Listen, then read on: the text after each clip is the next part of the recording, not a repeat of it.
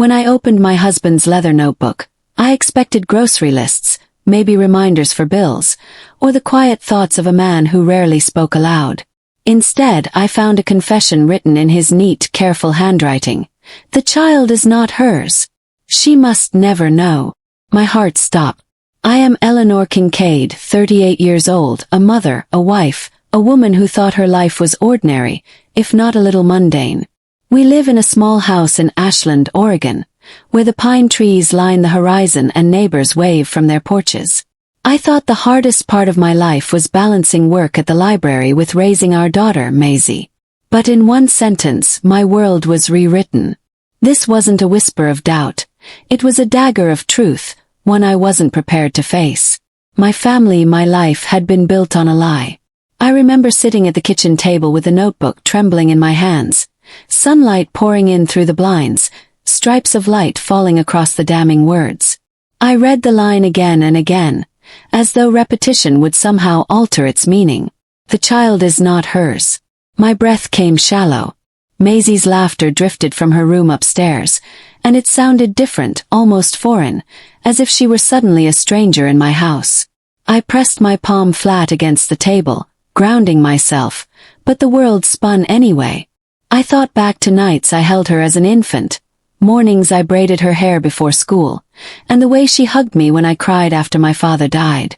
Was all of that false? Or worse, was it stolen? The notebook was filled with more than that single confession. Every page seemed to bleed with secrets my husband, Martin, had carried alone. Some were small, fights he pretended didn't hurt him, debts he never mentioned, but others were monstrous. Names of women I'd never heard of. Dates that didn't align with our marriage. Fragments of guilt scrawled in rushed ink.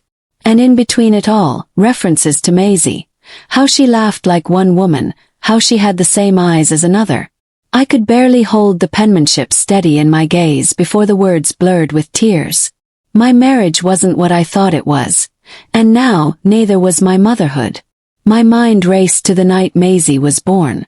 It had been storming, thunder rolling across the sky as if announcing her arrival.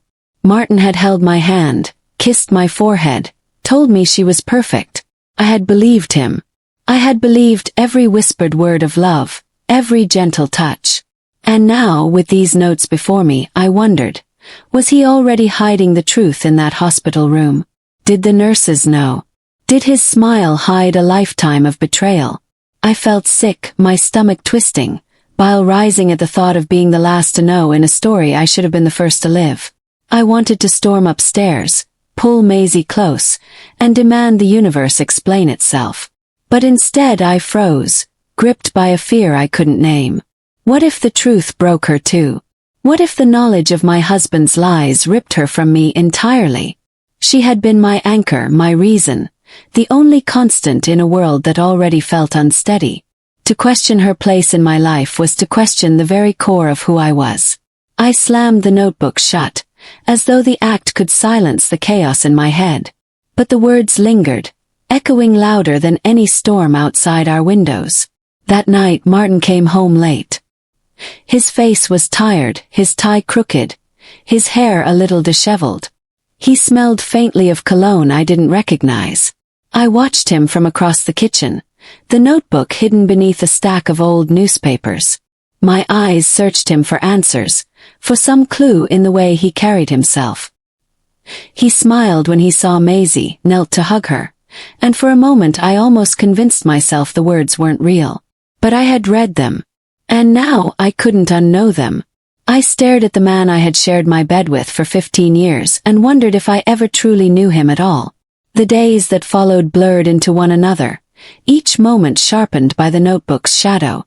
At the library, I shelved books mechanically, hearing Martin's words play in my head. At night, I lay awake listening to his steady breathing beside me, wondering how someone could sleep so peacefully while I drowned in silence. Maisie's presence became both a comfort and a torment. Every smile, every question, every hug carried a weight. Is she mine? Or is she his secret? I loved her more fiercely than ever, but that love was tangled with fear and rage.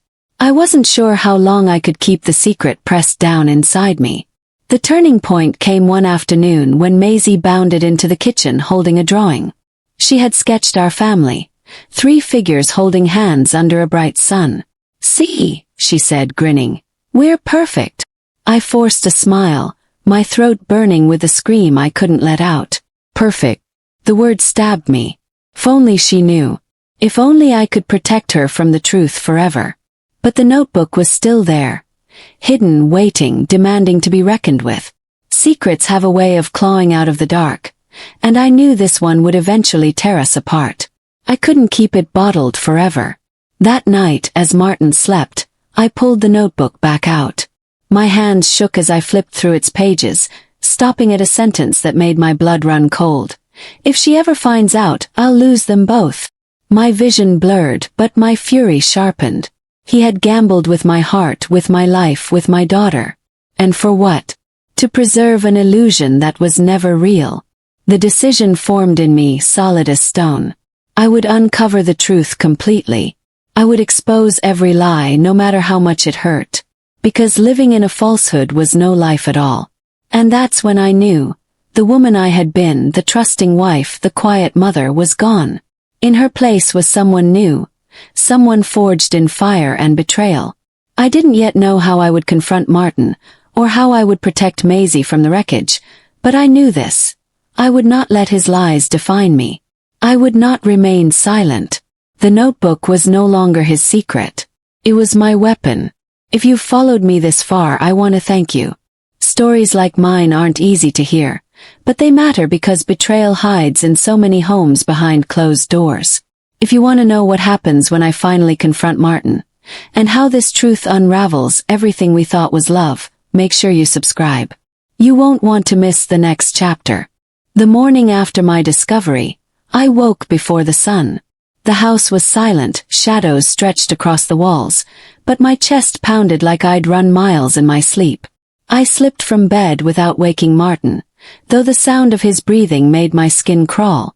The notebook was hidden under the stack of newspapers where I'd buried it the night before. My fingers trembled as I pulled it free. The leather cover felt heavier now, as if it carried not just paper but sins. I opened it slowly, each page revealing fragments of a man I didn't know, a stranger who wore my husband's face. Dates, initials, snippets of conversations. And then a sentence that stole my breath. "She thinks the child is hers, but blood never lies." I clutched the notebook so tightly my knuckles whitened, rage and sorrow battling inside me. Blood never lies. The words seared into me like a brand. Maisie's laughter echoed in my memory. Innocent, pure and mine, or was it? Every memory twisted now, tainted by suspicion. Was her smile truly mine? Or did it belong to another woman who had once known my husband in ways I was never supposed to learn? I wanted answers, but the answers terrified me. I set the notebook down, pressed my forehead to the cool wood of the table, and for the first time since I read the words, I sobbed. Quietly, bitterly, so she wouldn't hear me from upstairs. The librarian in me, methodical, obsessed with truth, took control once my tears ran dry. I turned back to the notebook, combing through Martin's entries like they were evidence in a crime. And in a way they were. I found references to a woman named Clara, scribbled repeatedly over the years. Clara's laugh, Clara's letters, Clara's hair. And then, buried in one corner, a line that made my stomach flip. "Maisie has her eyes." My vision blurred with fresh tears. Clara wasn't just anyone. Clara was his sister's best friend from college. Someone I had met only once, briefly, before she moved across the country. The thought made my skin crawl. All these years had she been the ghost in our home, present in Maisie's face, in her smile. I snapped the notebook shut and nearly threw it across the room. But Maisie's footsteps padded down the stairs, pulling me back into the performance of motherhood. She wore her favorite pajamas, the ones with faded stars, her hair tangled from sleep. "Morning, Mom," she said, hugging me. Her warmth seeped into me, and I clung to her, fighting the urge to squeeze her so tightly she couldn't slip away. "Morning, sunshine," I whispered, forcing a smile. She pulled back and laughed at something on the counter, her eyes sparkling. Clara's eyes, maybe. I swallowed the lump in my throat. For Maisie I had to pretend. For Maisie I had to be strong. But inside I was unraveling. After I dropped her off at school, I parked in the lot down the street and sat gripping the steering wheel, unable to move. Clara. That name gnawed at me. If she was the key to Martin's betrayal, then I needed to know more. My hands shook as I pulled out my phone and searched her name on social media. There she was, older, her hair streaked with silver, but her smile unmistakable. And then I saw it. Photos of her children. A girl about Maisie's age, with the same wide grin, the same tilt of the eyes. My heart hammered in my chest. They could have been sisters. No, they were sisters. I didn't need DNA tests to see it. The truth stared back at me through a screen, mocking me. The rest of the day passed in a blur. I returned home, the silence of the house suffocating. Every corner seemed to whisper lies. Martin's coffee mug by the sink. His jacket on the chair. The bed we shared upstairs. All of it poisoned by deceit. I opened the notebook again, desperate, and found another passage that twisted the knife. If she ever learns the truth, she will destroy me. He knew. He had lived in fear of this very moment. And still, he let me love Maisie, let me believe she was mine without hesitation. The cruelty of it left me shaking. This wasn't just betrayal. This was theft. He had stolen the most sacred bond of my life. That night I tried to act normal. I made dinner, spaghetti, Maisie's favorite, and smiled through her chatter about school. Martin arrived late again, muttering about deadlines, kissing my cheek like he always did. But I recoiled, just enough for him not to notice. I watched him across the table, the way he ruffled Maisie's hair, the way she laughed at his jokes, and bile rose in my throat. How could he sit there so casually while I carried the weight of his lies? Every forkful of food felt like swallowing glass. I excused myself early, locking myself in the bathroom, gripping the sink until my knuckles turned white. Revenge brewed in me like fire, but I wasn't ready to strike. Not yet. I needed to know more. I needed to understand how deep the rot went. When I returned to bed, Martin was already asleep.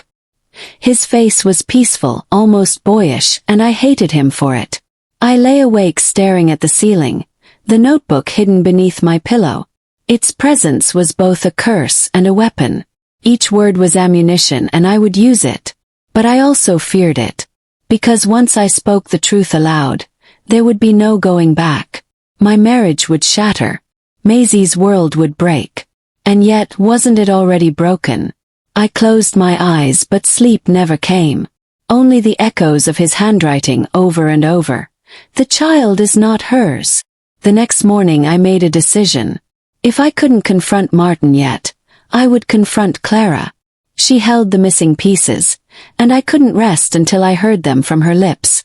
I called in sick at the library and spent hours drafting and redrafting a message to her.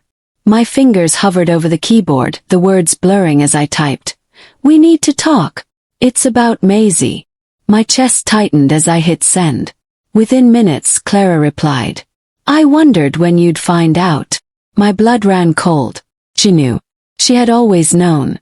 And with that, my quiet suffering hardened into resolve. This wasn't just Martin's betrayal anymore. It was hers too. And I wasn't going to let either of them win. The coffee shop smelled of roasted beans and cinnamon, but the warmth couldn't melt the ice in my chest. I sat at a corner table, my hands wrapped around a mug I hadn't touched, waiting. Every time the door opened, my stomach clenched. And then she walked in, Clara. Time had aged her, streaks of gray threading through her auburn hair, but she carried herself with confidence, like someone who'd never feared a thing in her life. Our eyes met, and for a heartbeat she hesitated. Then she walked toward me, sliding into the seat across the table. My throat closed, words trapped, but anger shoved them free. How long? I asked, my voice trembling. Clara folded her hands, her nails perfectly painted, and didn't look away. Since the beginning, she said softly, as if admitting she'd borrowed sugar, not stolen my life. Her calmness infuriated me. Since the beginning. I spat, leaning forward. lowering my voice so the man at the next table wouldn't hear. Do you have any idea what you've done to me? To her. I pointed vaguely toward where Maisie should have been if life were fair. Clara didn't flinch. Instead, her lips tightened into something that wasn't quite guilt and wasn't quite pride. Eleanor, she began, her voice smooth, too smooth. I never meant for you to find out this way. Martin swore he'd keep it buried. But yes, Maisie is mine as much as she is yours. More in blood. And I loved her from a distance, always. Her words struck like knives. I wanted to scream, to flip the table, to demand she take them back. Instead I stared, my insides boiling. Loved her. The laugh that slipped out of me was sharp, ugly. You loved her. You loved her enough to steal her from me before I even knew she existed. You loved her enough to let me raise her like a fool while you stayed in the shadows. My voice cracked. Clara's eyes softened as though she pitied me, and that pity stung worse than cruelty. I didn't steal her, she whispered. Martin made the choice. He wanted you to be her mother. I let him because I thought. She stopped, swallowed hard. I thought you would give her the life I couldn't. The words landed heavy. For a flicker of a moment, I almost believed her, but then I remembered the notebook, his handwriting, the deception. Oh. She wasn't innocent.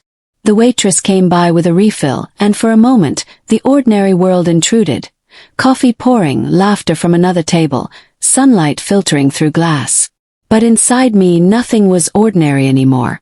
When the waitress left, I leaned in. So tell me, I said, each word slow, sharp. How does it feel to see your daughter call me mom? To watch her love me without knowing you even exist? Clara's eyes glistened, and for the first time she broke. It feels like hell, she admitted, her voice low. Every birthday picture Martin sent me, every report card, every photo of her first day of school. I studied them like scripture. But I never touched her. I respected the boundary. That has to mean something. I slammed my fist on the table, rattling our cups. It means nothing. You watched from afar while I lived in a lie. Her tears didn't soften me. If anything, they fueled me. You could have told me, I said, my voice shaking with fury. You could have spared me years of living blind. But you didn't. You let me build my entire life on sand. Why? Clara looked down at her hands, twisting a silver ring on her finger. Because I was weak, she said. Because I didn't want to lose Martin.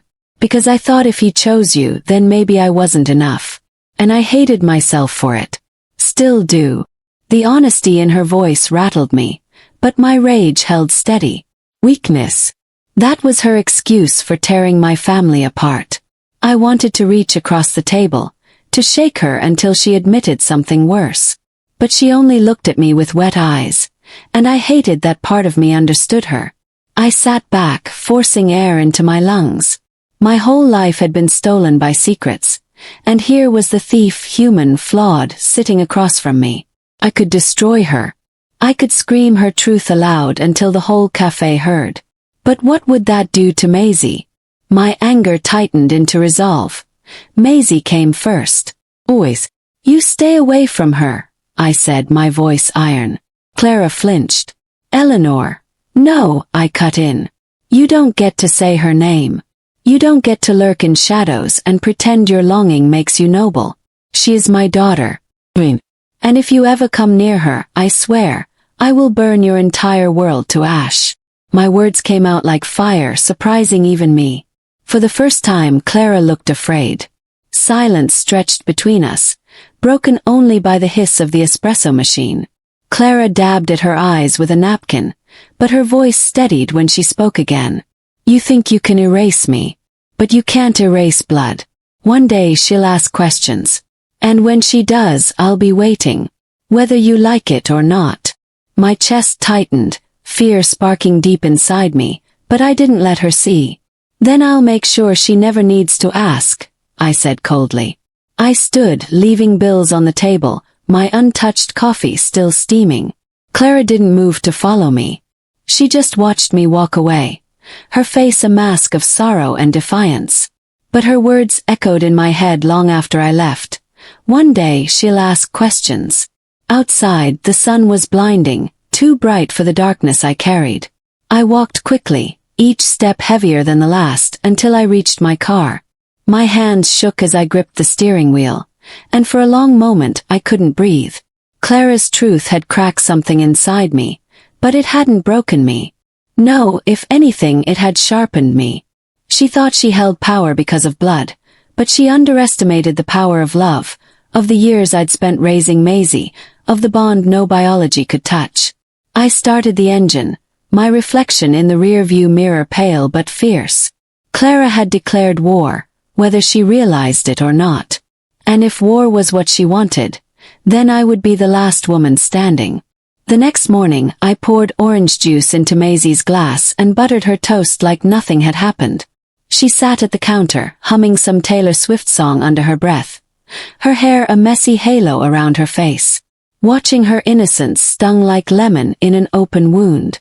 She had no idea that the ground beneath her was cracking, no idea that her father's notes had shattered me, no idea that the woman who raised her was fighting for the right to still be her only mother. I smiled when she looked up, forced laughter when she told me about a friend's silly TikTok, but inside, my mind wasn't at the breakfast table. It was in the cafe, with Clara's haunting words echoing. One day she'll ask questions. I couldn't let that day come. I had to build walls higher than blood, stronger than betrayal. After dropping Maisie at school, I sat in the car, hands on the steering wheel, heart pounding. I could almost hear Clara's voice in the quiet, whispering threats she hadn't said aloud. That's when it hit me. I couldn't just sit and wait for the storm to destroy me. Had to move first. But what weapon did I have? Martin's notes were one. His own words, proof of his betrayal. If I exposed him, it could ruin his career, his reputation, his friendships. But it would also risk Maisie finding out the truth too soon. I needed to be careful, precise. This wasn't just about revenge. It was about survival. I promised myself then that I would wear the mask of a calm, loving mother, but behind that mask, I would sharpen every blade. At work, I wore that mask as tightly as I did at home. My colleagues asked about my weekend, and I told them about a made-up trip to the farmer's market with Maisie, smiling like life was as simple as fresh peaches and sunflowers. But every keystroke on my computer was filled with venom. I researched divorce attorneys during lunch, looking for those who specialized in high-asset separations. I read articles about digital trails, learning how to uncover hidden bank accounts and secret property deeds. My fury was a fuel, burning hot but controlled. I couldn't lash out blindly. If I was going to dismantle Martin's life, I needed to do it piece by piece, so when it collapsed, he'd have no place left to stand. That evening, Martin came home late, as usual. He smelled faintly of cologne and bourbon, his tie loosened, his face tired but smug in the way only he could wear exhaustion. He kissed Maisie on the head, asked about her day, and gave me a casual smile like nothing had changed. My stomach twisted at the sight of him. I forced myself to play the dutiful wife, setting dinner on the table, laughing at his half-hearted joke about traffic. But every glance at his hands, the same hands that had written those notes, filled me with disgust. Did he know I'd found them? Was he waiting for me to explode? If so, he'd be waiting forever. I wasn't going to explode. I was going to erode him, slowly, silently, until he realized too late that everything he valued was slipping away. After dinner, when Maisie was upstairs doing homework, Martin sat in his recliner, scrolling through his phone. I studied him from the kitchen doorway. This man had built a life of lies and handed me a poisoned gift wrapped in bows. He thought I was blind, thought my love had made me weak. He had no idea the woman standing 10 feet away was already building his downfall. "You're quiet tonight," he said, glancing up. I smiled softly, the mask fitting snug. "Just tired," I replied. He nodded, went back to his phone, oblivious. But inside I was memorizing every detail, every habit. I wasn't tired. I was awake in ways he could never imagine. In bed that night, I lay next to him, staring at the ceiling. His breathing deepened as he drifted to sleep, but mine stayed shallow, restless.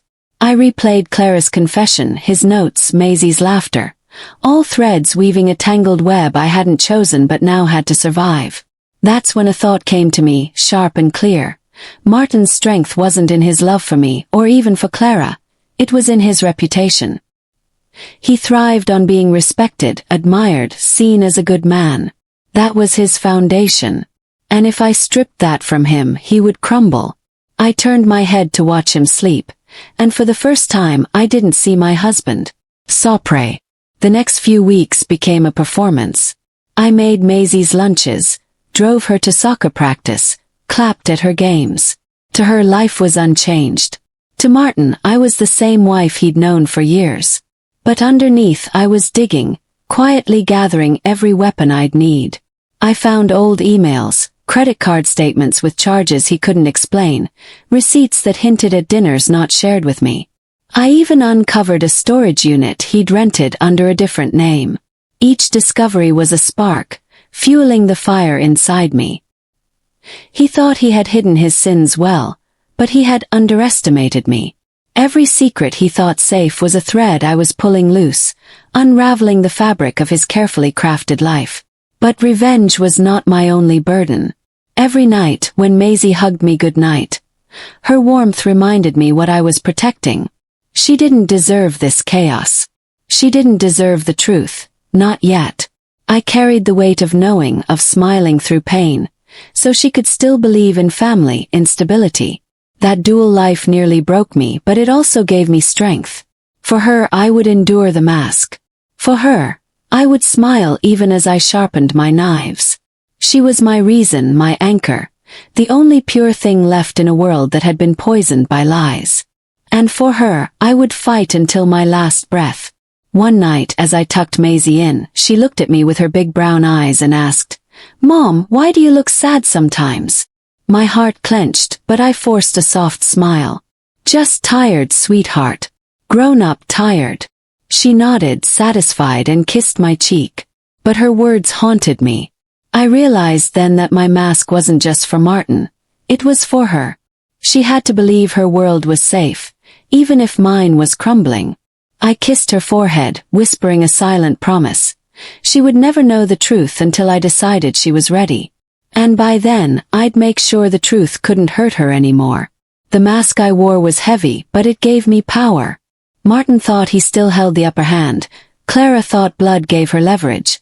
But neither of them understood the storm brewing inside me. I wasn't just Eleanor, the wife, the mother. I was a woman forged in betrayal, carrying both the fury of a wife scorned and the fierce love of a mother protecting her child. And one day soon, the mask would come off. When it did, the world they had built on lies would come crashing down, and I would be the only one left standing. The morning light spilled through the blinds, casting stripes across the kitchen table where Martin sipped his coffee. He scrolled lazily on his phone, unreadable as ever. I placed a folded piece of paper next to his mug, an old receipt I'd found from a restaurant downtown, dated on a night he claimed he was at the office. He glanced at it, confused, then looked up at me.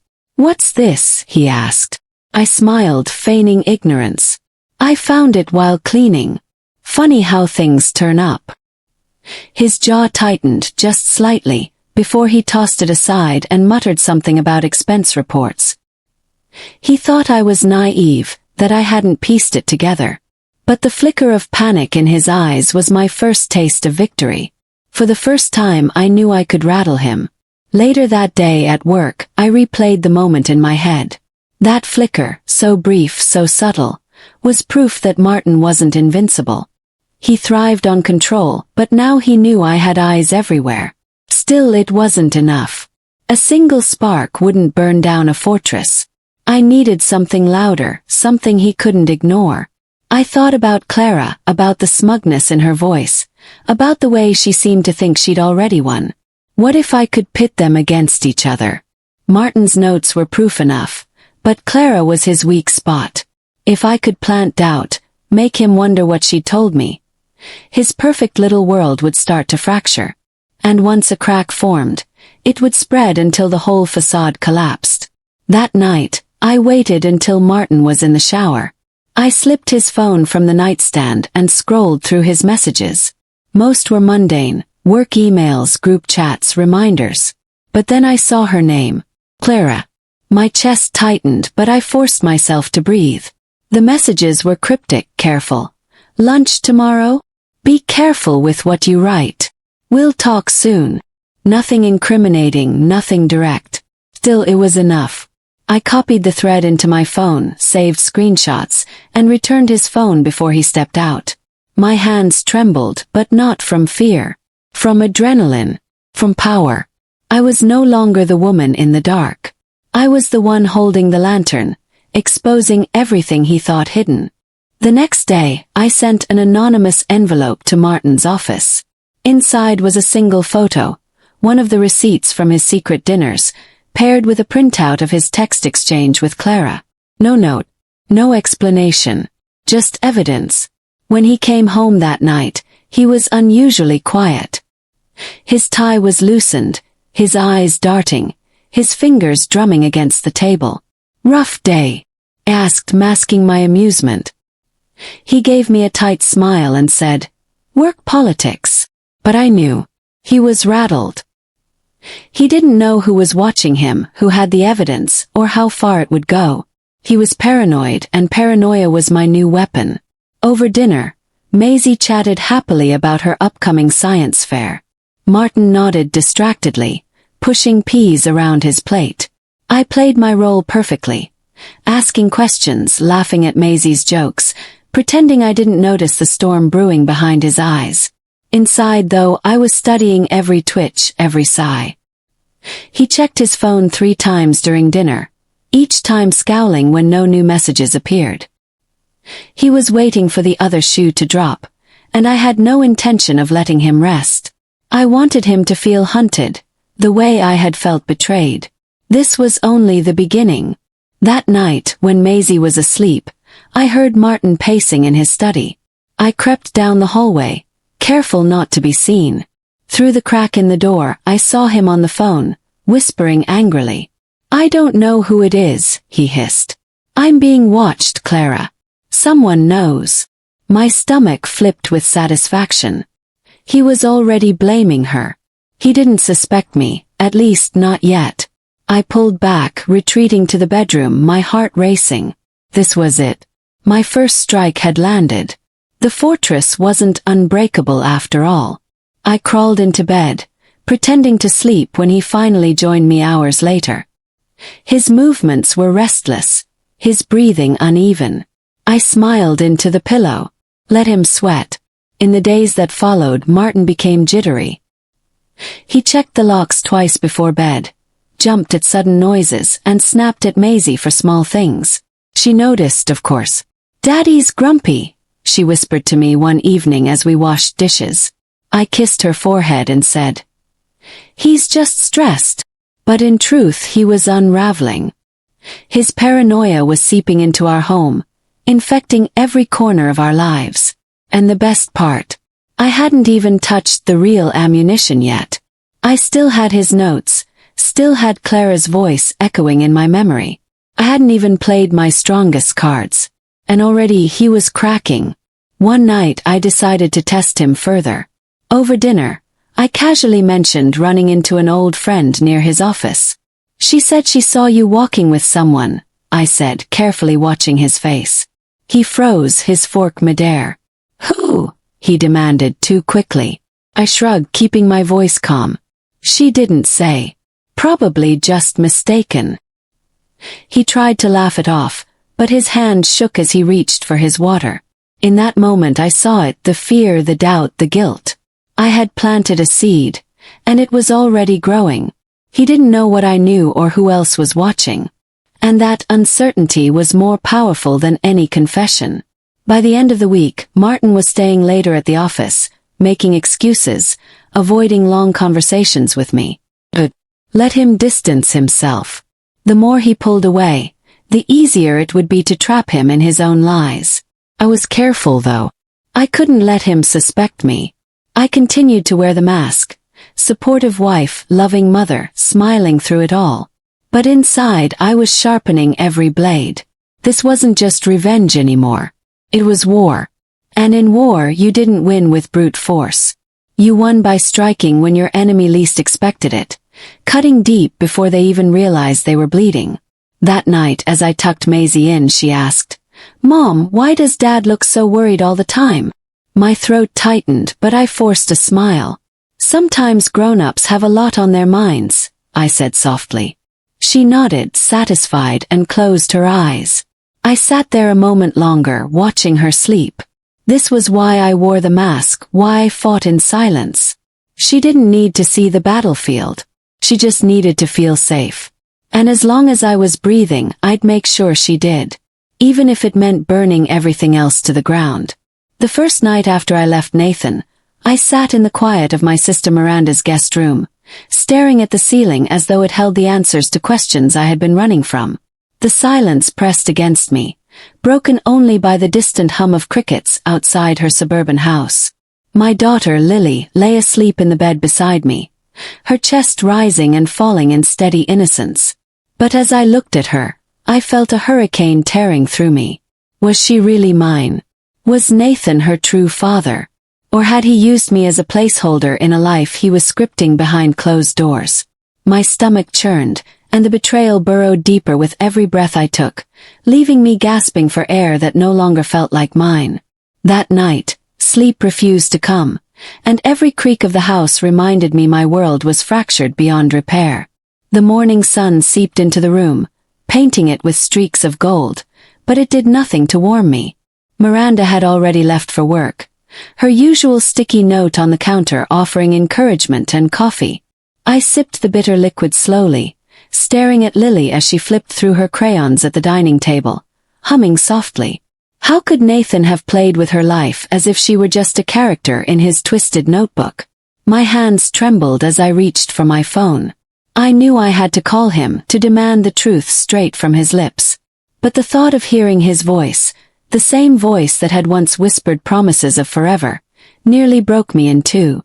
Still I dialed his number, each ring echoing like a countdown toward devastation. When he answered, his voice was calm, collected, like a man who had rehearsed for this moment. "Claire," he said, as though we were just picking up groceries. My jaw tightened. "We need to talk," I demanded, my voice sharper than I intended. "About Lily. About your notes. About everything you've hidden." A silence followed, heavy and suffocating. Then he sighed, a sound so casual it sent rage searing through my veins. "You've already seen the notebook, haven't you?" he said, almost amused. My grip tightened on the phone. "Yes, and you're going to tell me what it all means. Now." My pulse raced, and I braced myself for the storm he might unleash. He chuckled, a sound that made bile rise in my throat. "Claire, you always were too curious. You couldn't just let things be." My hand shook as I pressed the phone harder against my ear. "Don't you dare mock me," I snapped. "This is about our daughter. My life. Everything we built together." For the first time, his calm veneer cracked, his words sharp. "Our daughter. Claire, you need to stop living in illusions. Lily isn't yours the way you think she is. And she isn't mine, not fully." The words sliced through me, tearing apart the fragile hope I had clung to. My breath caught in my throat as the world tilted. "What are you saying?" I whispered, though I wasn't sure I wanted the answer. He inhaled deeply, as though savoring the moment before he destroyed me. "Lily was never supposed to be yours. She was mine and hers." My heart froze, my skin crawling as if I had stepped into someone else's nightmare. "Hers," I repeated, barely able to speak. His voice lowered, deliberate and cruel. "Elaine, my colleague. The one I told you was just a friend." My knees buckled, and I clutched the countertop for balance. "Elaine." I remembered her laugh, her gentle pats on Lily's head, the way she'd lingered in conversations with Nathan at office parties. I thought she was harmless, thought she was kind. But all along, she had been part of his carefully constructed deception. The floor seemed to collapse beneath me. "You're lying," I said, but the conviction in my voice faltered. He didn't hesitate. "No, Claire. Plan this. Lily's birth, her life, her future.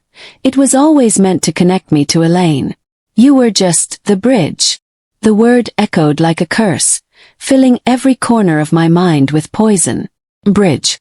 That's all I had been. Rage boiled through me, overpowering the grief. My entire marriage, my sacrifices, every late night rocking Lily to sleep while Nathan worked late. All of it had been a stage he set for a performance I never agreed to. I wanted to scream, to reach through the phone and shatter him. Instead, I hung up, my hands trembling so violently I nearly dropped the phone. I stumbled back to the dining table where Lily sat, her face glowing with the innocence of childhood, her crayons scattered like tiny rainbows across the wood. "Mommy, look," she chirped, holding up a picture of us holding hands under a sun too bright to be real. Tears blurred my vision as I forced a smile. She didn't deserve this. She didn't deserve to be caught in the wreckage of Nathan's cruelty. I knelt beside her, pulling her small body into my arms, inhaling the scent of crayons and lavender shampoo. "I love you more than anything," I whispered into her hair, though my heart shattered knowing that love alone might not shield her from the truth. The hours blurred, my mind spiraling between grief and fury. By the time Miranda returned home, I was pacing the living room like a caged animal, replaying every word Nathan had said. When she walked in, she froze, taking in my wild eyes and clenched fists. "Claire," she whispered, setting down her bag. "What happened?" I told her everything. The phone call, Elaine, the truth about Lily. By the end, her face was pale, her lips pressed tight. "That monster," she said, fury flashing in her eyes. "You can't let him win. You can't let Lily grow up thinking she's just part of some twisted plan." I nodded, though my chest ached with fear. Miranda was right. But what weapon could I wield against a man who had already scripted every move? That night, as Lily slept, Miranda poured me a glass of wine and we sat in the quiet of her kitchen. "You have two choices," she said softly. "You can let Nathan destroy you, or you can rewrite the ending he tried to control."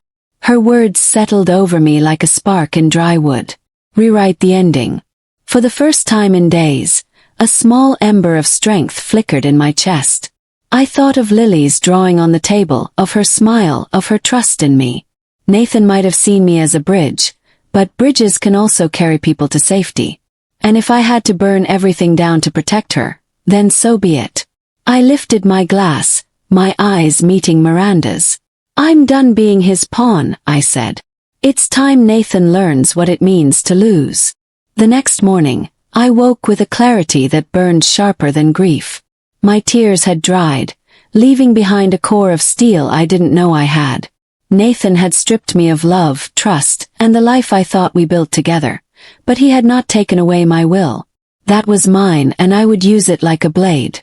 Sitting on the edge of Miranda's couch, I opened my laptop and began digging into every trace of Nathan's life. Bank accounts, work emails, hidden folders. I knew his patterns, his passwords, the places he thought were invisible. Years of being his wife gave me the keys to dismantle his empire. And if Elaine thought she could steal my child and my marriage without consequence, she was gravely mistaken. They had played me for a fool, but now the curtain was down and the stage was mine. I started with his financials, tracing deposits and withdrawals. That's when I found it. A separate account under his name, hidden behind layers of security, funneled with deposits from a company I didn't recognize. My pulse raced as I copied the information, each click a step closer to tearing apart the illusion he had crafted.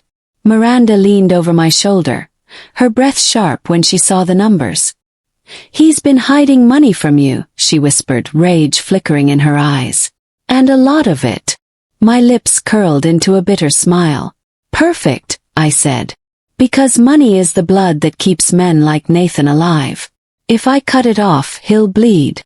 For the first time in weeks, I felt something that resembled power coursing through me, and it was intoxicating. But revenge required patience, and I couldn't act blindly. I needed evidence, proof strong enough to unravel Nathan's carefully constructed lies.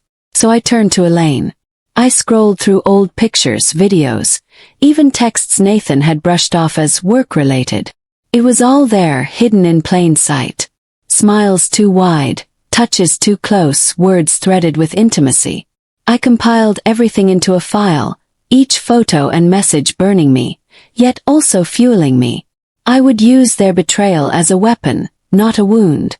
Miranda watched me silently, her hand on my shoulder. "Are you sure you're ready for this?" she asked. I nodded, my eyes fixed on the screen. "I don't have a choice. If I don't take them down, they'll take everything from me, and from Lily." That night, after Lily drifted off to sleep, I sat alone in the dim light of the kitchen. I opened a blank document and began writing, not for me but for her. A record of the truth. I wanted her to know one day what her mother had endured and why I fought back. My words poured like fire onto the page. "You are not the mistake of their lies. You are my daughter. You will always be mine." As I typed, a plan crystallized. Nathan thought he held control, but he had underestimated the quiet fury of a woman betrayed. I wasn't just going to expose him. I was going to dismantle every corner of his life until he was left with nothing but the ashes of his arrogance. The first step was at his job. Nathan prided himself on being the golden man at his firm, the one with the perfect wife and child to parade at company events. But beneath that polished exterior I saw cracks. Late nights labeled as meetings, expensive dinners charged to company cards, emails that suggested more than just bad accounting. With Miranda's help, her background in finance, I gathered it all. Fraud, deception, misuse of company funds. Enough to shatter not only his marriage but his career. "When the time comes," Miranda whispered, "this will bury him." I looked at the folder we built together, heavy with secrets, and for the first time, I smiled without bitterness. "Good," I said. "Because I'm done being buried. It's his turn." But revenge wasn't just about exposure. It was about control. And control meant taking back what he valued most. Lily. I began documenting every moment. Nathan's absence, his neglect, the whispers of lies he fed us both. I filed for temporary custody quietly, using the evidence I'd collected. My lawyer, an old college friend who owed me a favor, promised the case was strong. "You'll win this," she said firmly. But my chest ached with the weight of what I was doing. I wasn't just tearing Nathan down. I was tearing apart the life Lily thought she knew. Yet as I watched her sleeping peacefully, her small fingers curled around her stuffed rabbit, I reminded myself this was for her. To save her from the storm Nathan had created, I had to become the storm. Days bled into nights as I wove my net tighter. I followed Nathan discreetly, tracking his meetings with Elaine, snapping photos, recording conversations. Each piece was a nail in the coffin of his perfect facade. The more I uncovered, the more I realized how deep his betrayal ran. He hadn't just built a life with Elaine. He had built a future, complete with investments, retirement plans, even property in her name. I felt sick, but I refused to look away. Pain was no longer my cage. It was my weapon. And with every discovery, I grew sharper, stronger, less afraid of the man who once towered over me. One evening, as Miranda and I reviewed the files, she leaned back with a heavy sigh. "Claire, you know once you do this, there's no going back. You'll destroy him completely." I looked her in the eyes, my voice steady. "Good. Because he destroyed me first." She nodded, but I saw the worry etched on her face. This path was dangerous, and it would change me. But maybe change was what I needed. The woman who once begged Nathan for love was gone. The woman sitting here now was born from fire, and she wouldn't stop until justice was served. Still, even as I planned, doubt crept in like a shadow. Could I really do this? Could I strip him of everything and still hold on to myself? I walked into Lily's room that night, watching her sleep, her tiny hand clutching mine when I leaned down. "Mommy's here," I whispered. Her eyelids fluttered, and for a moment she smiled in her dreams. That smile was my answer. I could and I would. For her. For the life she deserved. Nathan's notes might have revealed betrayal, but mine would write the story of revenge. And in that story, I would no longer be the victim. The final straw came unexpectedly. A letter arrived at Miranda's house, addressed to me, in Nathan's handwriting. My hands shook as I tore it open, my heart pounding. Inside were words that made my blood run cold. If you keep digging, you'll regret it. Remember, Claire, I always know where you are. My stomach twisted, but instead of fear, fury roared inside me. He wanted to intimidate me, to make me crawl back into silence. But all he had done was ignite the fire into an inferno. I folded the letter slowly, a smile tugging at my lips. "You're right, Nathan," I whispered into the empty room. "You do know where I am. And soon the whole world will know who you really are." The morning after Nathan's threatening letter, I felt no fear, only a sharpened determination. If he wanted war, I would give him one he never saw coming. His arrogance had always been his weakness, and I would use it against him. Over coffee with Miranda, I laid out my next steps. "He thinks intimidation will silence me," I said, my fingers tapping against the mug, "but he doesn't know I've already gathered enough to dismantle him." Miranda's eyes glimmered with worry, but also admiration. "You're playing with fire, Claire," she warned softly. I smiled thinly. "Then let him burn first." It wasn't enough to expose his lies. I needed to make him feel the slow unraveling of everything he valued. And so, I planned carefully, every move calculated to push him off balance until he had nowhere to turn. Began with whispers. Anonymous tips dropped into his company's ethics hotline, each one supported by carefully documented evidence of his fraudulent expenses and suspicious transactions. Nothing overt, nothing traceable back to me. Just enough to raise eyebrows, enough to plant seeds of doubt in the minds of his superiors. Days later, I overheard him pacing outside the house during a phone call. His voice tight with panic.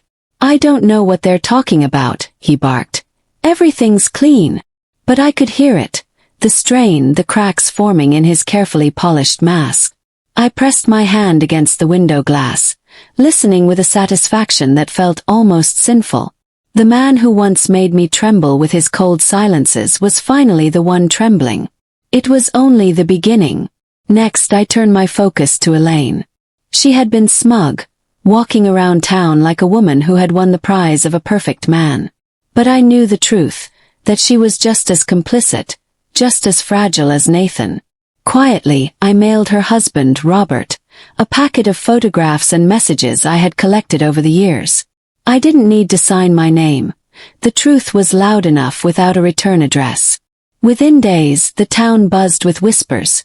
Robert had thrown her out, her belongings scattered across their driveway, her reputation in tatters. Miranda called me, her voice tinged with shock. "Claire, did you?" I didn't answer. I simply stared at the empty wine glass on my table and whispered, "One down." Elaine had played her hand in betraying me, and now she would pay in humiliation. Nathan, of course, grew more frantic. His calls came late at night, his tone swinging wildly between threats and pleas. "Stop this, Claire. You don't know what you're doing.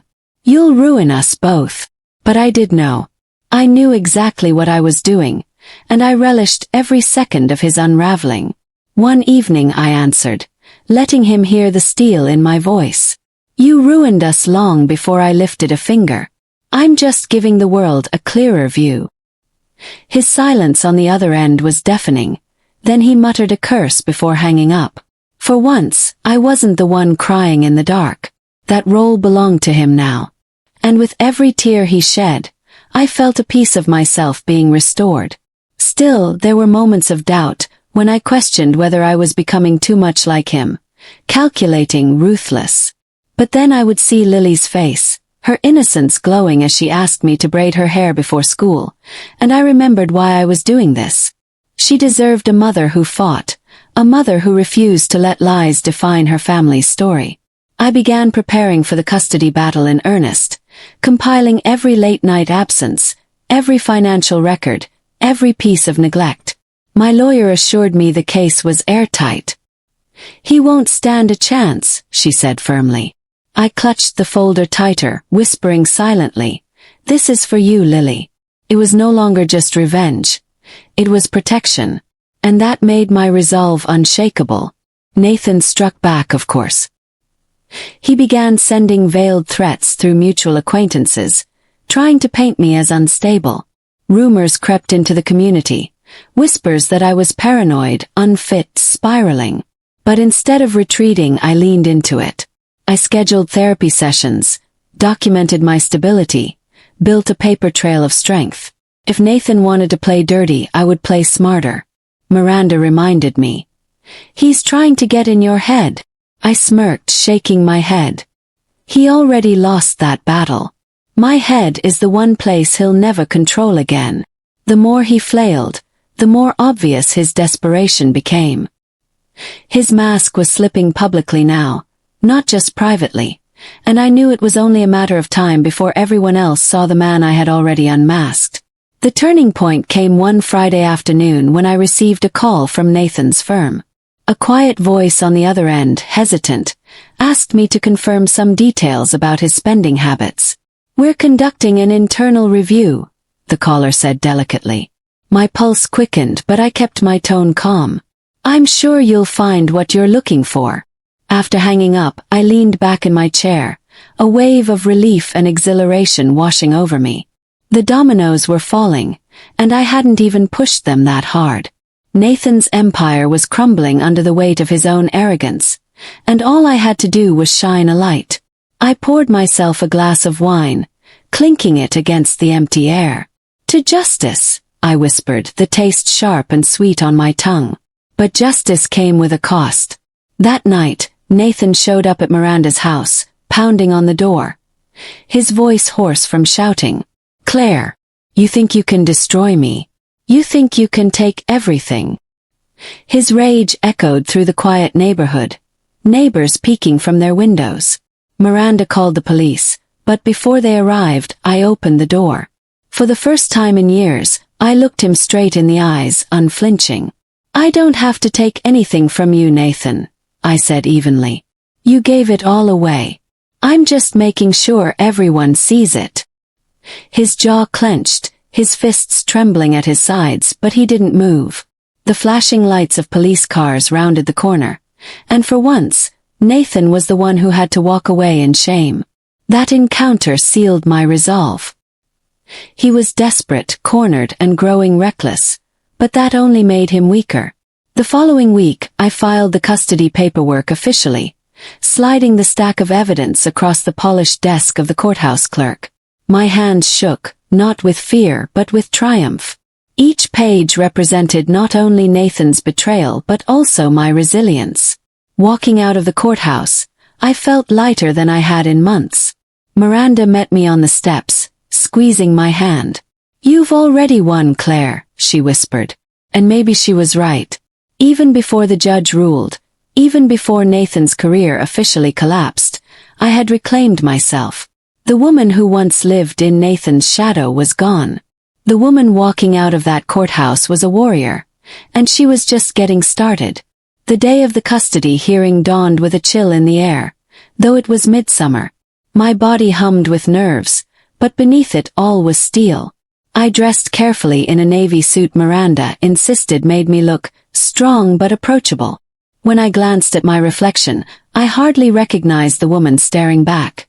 Her shoulders were squared, her eyes clear, her mouth set with purpose. In the courthouse parking lot, Miranda clasped my hand. "This is it, Claire. Everything you've endured, every tear, every sleepless night. Today you prove you're stronger." I nodded, drawing a deep breath. Across the lot, Nathan emerged from his car. His once perfect suit looked wrinkled, his tie crooked. He glanced at me, and for the first time I saw something like fear in his eyes. That glimpse gave me the strength to walk inside without a second thought. The courtroom buzzed with murmurs as we entered. Friends, neighbors, and even curious strangers had gathered to watch. Nathan had been the golden boy for so long. Everyone wanted to see what cracks had finally formed. I avoided their stares and focused on the front, where the judge would sit. My lawyer, Grace, leaned close and whispered, "Stay calm. Let him hang himself." I nodded, gripping the edges of the file in my lap. Nathan sat across the aisle, fidgeting with his cufflinks. Elaine wasn't there. Her humiliation in the community had driven her underground. It didn't matter. Today wasn't about her. Today was about Lily, and I would fight like hell to ensure she never had to live in the shadow of his deceit. When the bailiff announced the judge's arrival, the hush that felt like the tightening of a noose. The proceedings began with formalities, but soon Nathan's attorney launched into his strategy. "Paint me as unstable. Mrs. Turner," he began, his voice dripping with false politeness, "has demonstrated patterns of paranoia and vindictiveness. She has engaged in behavior designed to destroy my client's reputation rather than focus on the well-being of the child." My pulse quickened, but Grace squeezed my wrist gently. "Wait," she whispered. "It's coming." Nathan leaned back, smirking faintly, as if he had already won. But his confidence cracked when Grace rose, her voice ringing strong and precise. "Your Honor, the defense is attempting to deflect from the truth. We have documented evidence of Mr. Turner's lies, infidelities, and financial fraud. The question is not whether Mrs. Turner is stable, it's whether Mr. Turner has demonstrated any stability at all." Gasps rippled through the gallery as Grace dropped the first stack of evidence on the table. Piece by piece, Grace dismantled Nathan's facade. She presented financial records showing fraudulent expense reports, travel receipts proving his trips were not for work but for Elaine. She produced copies of the very notes he had carelessly left behind, the ones that first shattered my world. With each exhibit, Nathan's posture stiffened, his face paling. He tried to interrupt, shaking his head violently, but the judge silenced him. "You will have your turn, Mr. Turner." By the time Grace revealed the email suggesting he planned to siphon money into a private account, the courtroom was no longer buzzing. It was electric, charged with shock and disgust. Even the judge leaned forward, eyebrows raised. Nathan's mask was cracking wide open, and everyone was watching. When it was Nathan's turn to testify, his arrogance betrayed him. He leaned forward, voice raised, insisting he was the victim. "She's obsessed with destroying me. She's lying, manipulating, twisting everything. I am the stable parent. She's just vindictive." But his words lacked the smooth polish they once carried. His hands shook, his face flushed. Grace rose calmly. "Mr. Turner, is it not true that you kept a series of personal notes where you admitted to fathering a child outside of your marriage?" Nathan froze, his mouth opening and closing. The judge raised a brow. "Answer the question." He stammered.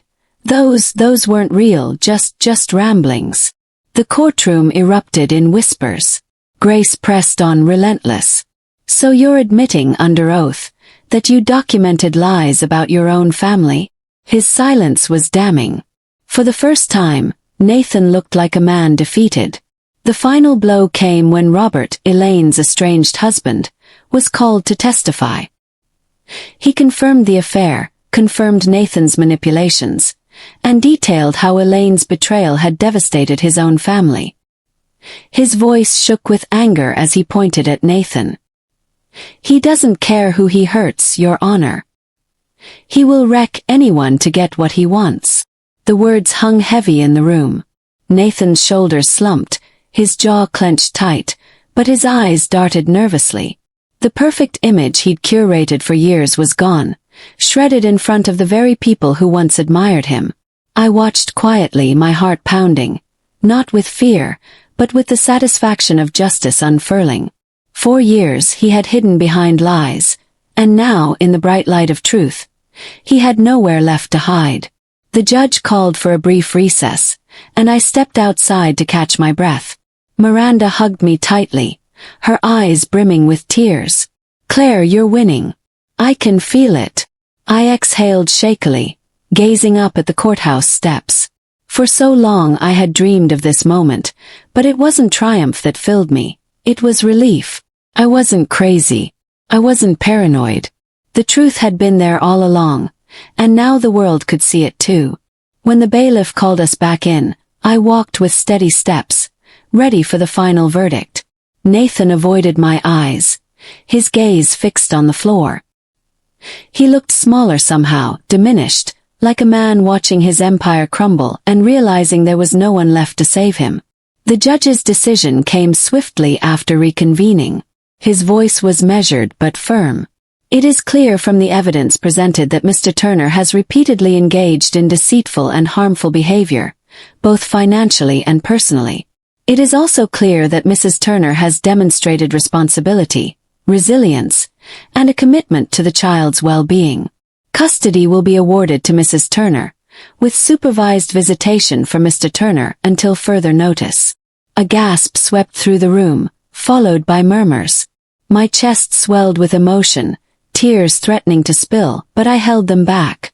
Nathan's head dropped into his hands, his shoulders heaving.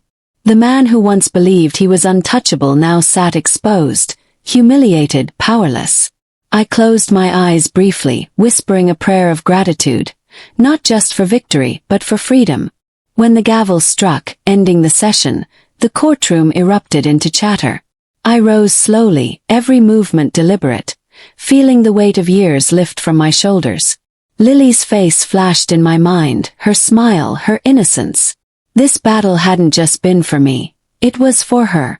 Nathan stumbled to his feet, glaring at me with venom. "This isn't over," he spat under his breath. But his voice lacked conviction. Even he knew it was a hollow threat. Grace stood beside me, calm as ever. "It's over, Claire," she said firmly. "He's finished." I believed her. As we walked out into the sunlight, Miranda at my side, I felt a new strength blooming within me. Nathan had lost, but more importantly, I had reclaimed everything he tried to steal. My voice, my dignity, my daughter's future.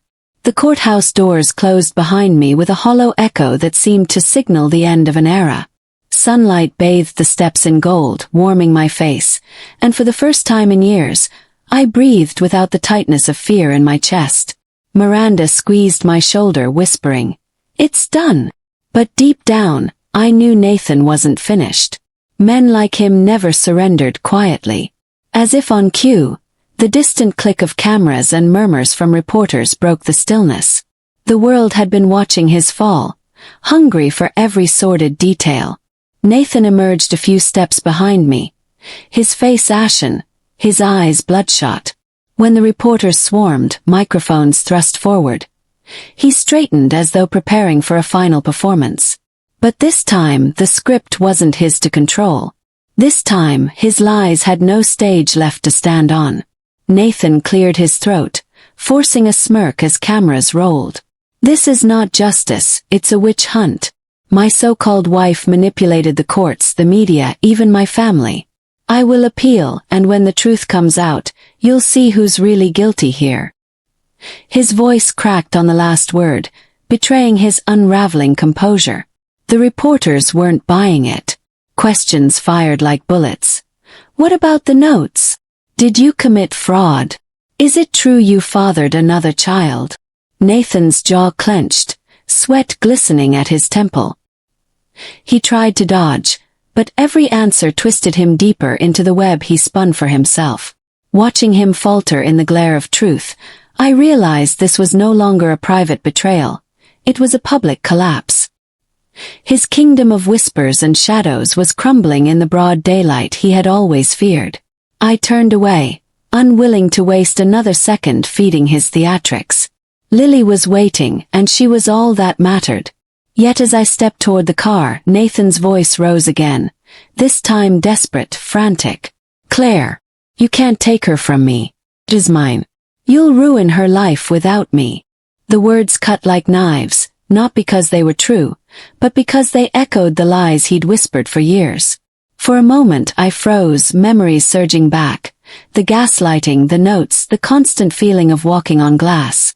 Then I looked over my shoulder, meeting his eyes. "She was never yours," I said, my voice steady. "Not in blood, not in spirit, and not anymore." Gasps erupted from the reporters. Nathan's face twisted, rage warring with defeat, before he collapsed onto the steps, hands in his hair. His empire had fallen, and the world had witnessed it. That night, the silence in my home felt unfamiliar. No ticking clock of paranoia, No waiting for doors to slam or accusations to erupt. Just stillness. Lily sat curled up beside me on the couch, her small fingers tracing the lines of a storybook we read together. She leaned against me, whispering, "Are we safe now, Mommy?" The question shattered me, not because of doubt, but because of the trust in her voice. I kissed her hair, holding her tightly. "Yes, baby. We're safe now. No more secrets." She smiled, the kind of smile only a child can give. Pure, whole, unbroken. In that moment, I knew the scars Nathan left on both of us would heal, slowly but surely. And I vowed that never again would his shadow touch her light. Our story would no longer be written in betrayal but in resilience and love. As days turned into weeks, Nathan's downfall spread like wildfire. His name, once synonymous with success, became a warning whispered in office halls and neighborhood kitchens. Former colleagues distanced themselves. His employer issued a formal termination, and creditors began circling. Elaine had vanished entirely, unable to withstand the glare of scandal. Rumors swirled that she'd fled to another state, leaving behind shattered remnants of her own family. Meanwhile, Nathan's attempts at appeals sputtered and failed. The evidence was too strong, the lies too blatant. He was trapped in the cage he built, with no keys left to turn. I didn't celebrate his suffering, because true freedom wasn't about watching him crumble. It was about standing tall, unchained from his deceit, and choosing to build a future that belonged only to me and Lily. And that's exactly what I intended to do. One evening, Miranda sat with me at the kitchen table, sipping wine. She smiled knowingly. "You realize you've done what most people can't, Claire. You faced the ugliest truth, and you didn't just survive, you won." I shook my head softly. "It doesn't feel like winning. It feels like breathing again." Miranda reached across the table, taking my hand. "And that's the point. Winning doesn't always look like fireworks. Sometimes it looks like peace." Her words lingered with me. I had spent years bracing for battles I didn't even know I was fighting. Now peace felt like the greatest prize. Still, a quiet determination burned within me. I wouldn't let Lily grow up without understanding the truth. She deserved to know what strength looked like, not just in words, but in the life I built for us both moving forward. The final encounter with Nathan came unexpectedly. Weeks later, I received notice of a supervised visit at the children's center. Against my instincts I went, for Lily's sake. When he walked in, I barely recognized him. His suit hung loose on his frame, his eyes bloodshot, his movements jittery. He looked like a ghost of the man who once commanded rooms with a smile. He tried to greet Lily warmly, but she clung to me, her body stiff. He reached out, but she shook her head, whispering, "I don't want to." The room went silent. Nathan's hand dropped, trembling. His eyes flicked to me, full of fury and despair. "You turned her against me." My heart ached, not for him, but for the emptiness he had carved for himself. "No," I replied quietly. "You did that all on your own." He sank into the chair, broken. Walking out of that center with Lily's small hand in mine, I felt the final thread snap. Nathan no longer had power. Not over me, not over her, not over our lives. The chapter was closed, sealed with his own choices. Outside, the world seemed brighter, sharper, alive in ways I hadn't noticed before. Lily skipped beside me, humming softly, her innocence slowly stitching itself back together. I realized then that freedom wasn't just about leaving Nathan behind. It was about stepping fully into the life ahead of us. A life untainted by secrets, rebuilt on honesty and love. The past would always be a shadow, yes, but shadows don't win against the light. And we, finally, were walking into the light with nothing to fear. Looking back now, I don't see myself as a victim. I see a woman who dug through layers of lies and clawed her way back to truth. I see a mother who chose to fight, not just for herself, but for her daughter's future. And I see a story that isn't about betrayal at all, but about resilience, justice, and freedom. If you're reading this and you've ever felt trapped in someone else's lies, know this: the truth has a way of finding light. And when it does, you'll discover a strength you didn't know lived inside you. Don't let fear write your story. Let truth and courage be the pen in your hand. After all, surviving the storm is one thing. But rebuilding in its wake, that's where the real victory lies.